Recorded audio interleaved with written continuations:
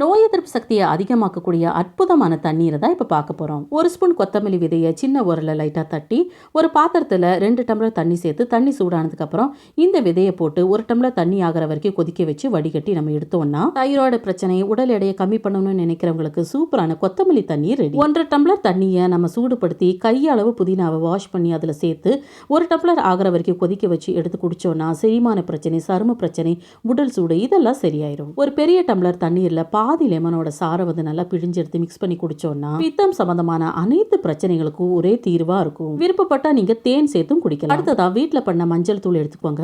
1/4 spoon மஞ்சள் தூளை 1 tumbler தண்ணீர்ல மிக்ஸ் பண்ணி காலையில வெறும் வயிற்றுல குடிச்சிட்டு வந்தோம்னா உடல் பிரச்சனை சரியாயிரும். தமணிகள்ல கொழுப்பு படியாம தடுக்கும். இனிமே இந்த வீடியோ டீட்டெயிலா தெரியணும்னா கம்யூனிட்டி செக்ஷன்ல லிங்க் இருக்கும், பாத்துக்கோங்க ஃப்ரெண்ட்ஸ். வயிற்று வலி, முடி உதிர்வு இதெல்லாம் சரிப்படுத்தக்கூடிய இந்த வெந்தயத்தை வாஷ் பண்ணி 1 டம்ளர் தண்ணீர்ல நீங்க போட்டு அடுத்த நாள் ஊற வச்சு குடிச்சிட்டு வந்தீங்கன்னா எல்லாமே சரியாக ஆரம்பிக்கும்.